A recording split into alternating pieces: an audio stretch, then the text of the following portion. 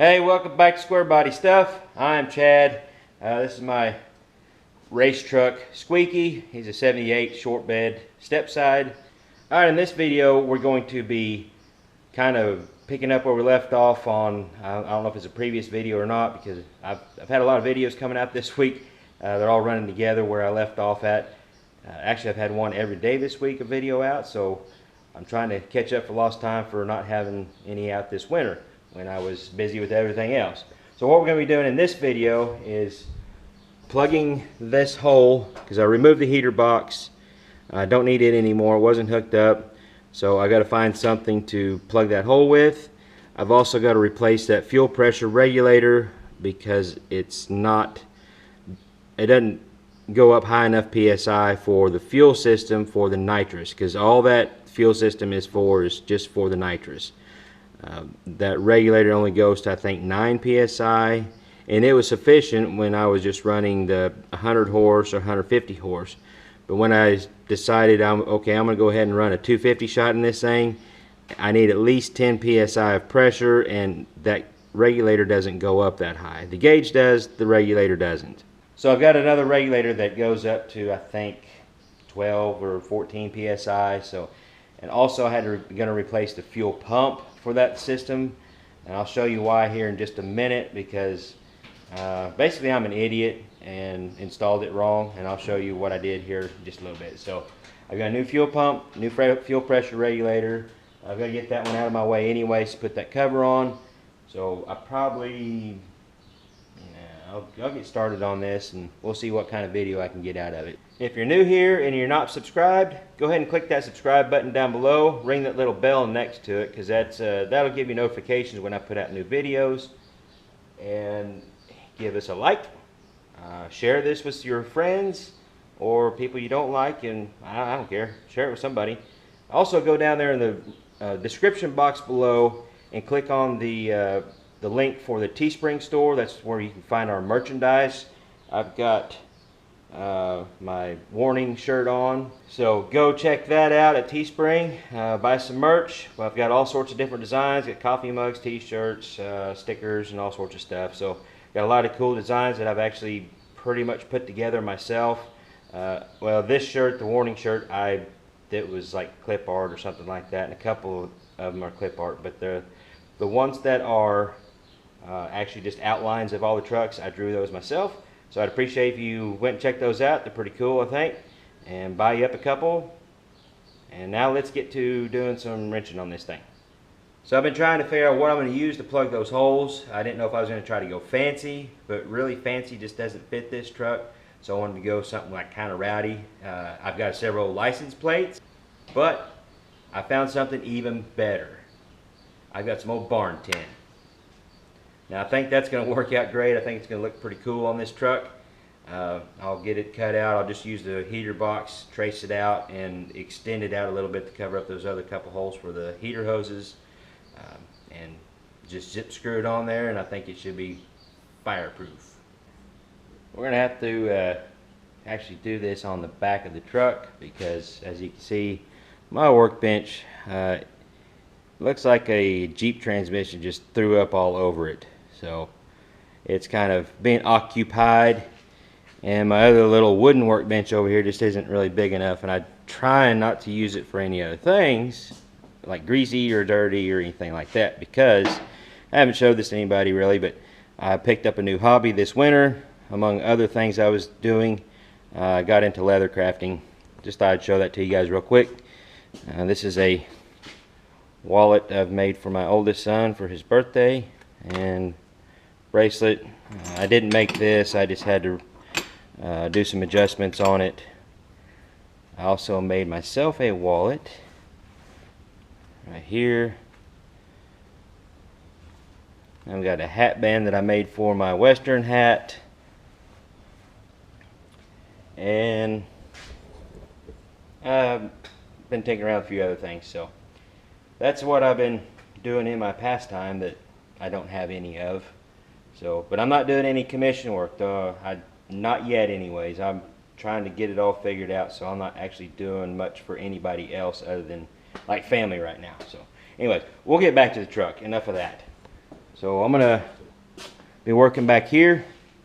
I've got my measurement because I don't want to use this nasty stuff here, so you're gonna start from this side back, and I measured 25 inches is the total I need. So I'm gonna set my box right here, trace it out, then kind of extend it out and do some make-believe on where the other holes are that I need to cover up, because there's going to be two holes for the hoses that came through, and there's another hole up here somewhere. So I'll get it all figured out and get it cut out.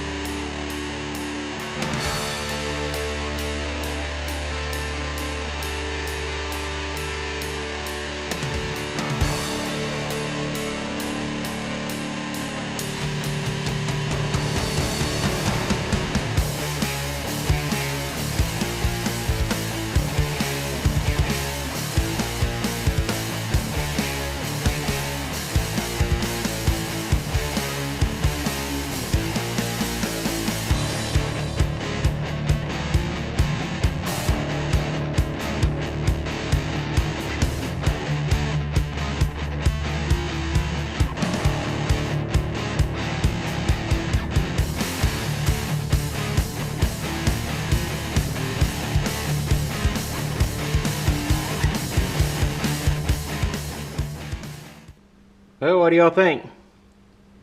I kind of spared you some of the trouble of watching me do all of that, so I forgot my little ground wire down there. I'll hook it back up, and yes, my regulator's just a little bit crooked, but that's just the way it's going to be. So now I'm going to move on to putting in the new fuel pump. We'll get that in. I'll show you what I've done wrong on it. Any of you are smarter than I am, which probably wouldn't take much. You could probably see what I did wrong. And if you don't know, I'll educate you just like I had to educate myself.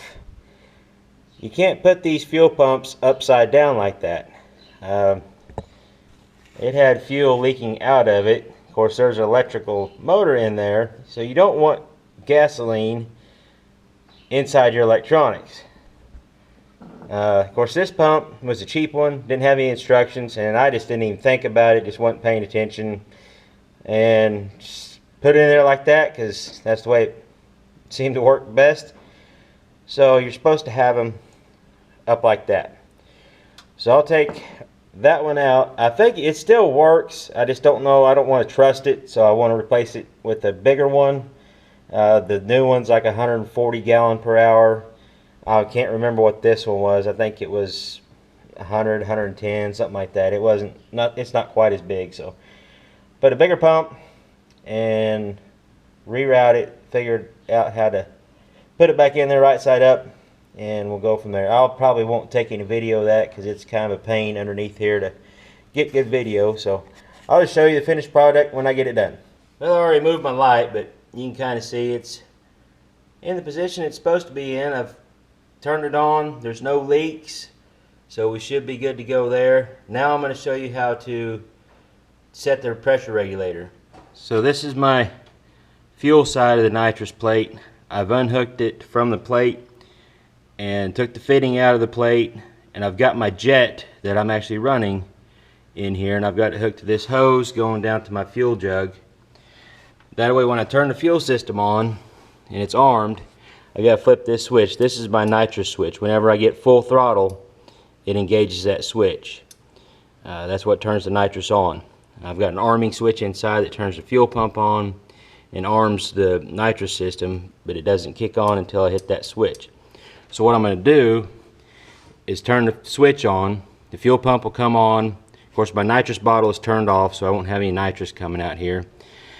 And then I'll flip that switch and check my fuel pressure, because you don't want to check it, because this is a deadhead fuel pressure. It don't have a return.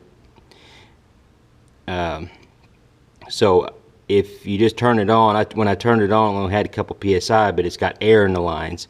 So you got to have it flowing, the fuel flowing and flowing through your jet. That way, when it's armed, when I'm actually running down the track, I'll know my fuel pressure is right, because it'll be, the way I'm setting it up is just the way it will be when it's running.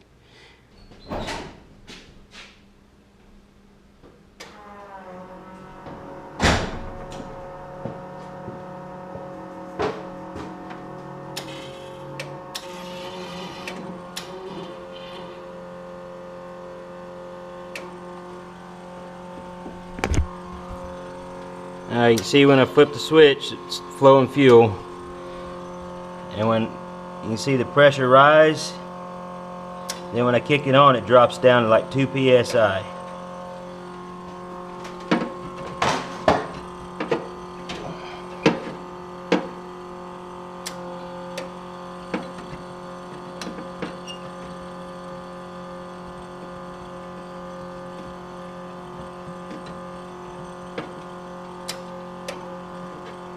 I need about 10. And there's 10 and a half. I think I'll call that good.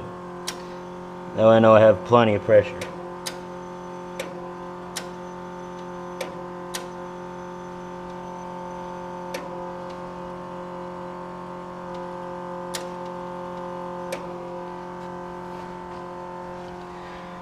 Alright, so it should be functioning the way it's supposed to now. Pump's not too awful loud. I got it insulated with a piece of rubber. Turn my arming switch off and my key off.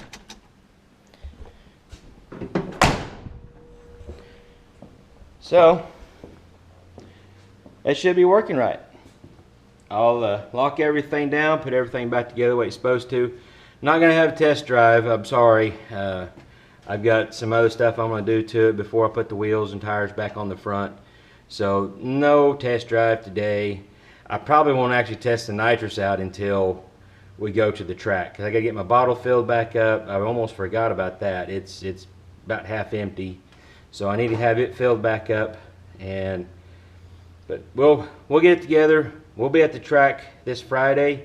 That video probably won't come out till maybe, I'll try to get it done Saturday night, but it'll probably be Sunday, because I've got to work cattle Saturday morning after I get home and done with the drag strip and all that stuff. So I've got a busy weekend. I'll do my best to get that video up as soon as possible from the drag strip. It should be a lot of fun. We're going to have my truck, my buddy Eric's truck, another buddy of mine, Gabe. He's got both of them have little S10s they're bringing, so should be pretty fun. I hope Squeaky makes it one more trip without blowing up. If he does, I've got 2 more 305s lined up. So we'll just keep running 305s until I run out of them. So I think I'm going to cut it off there. I appreciate you guys watching. I'm going to get this thing all back together. Until next time, y'all keep your square bodies rolling, and we'll catch you later.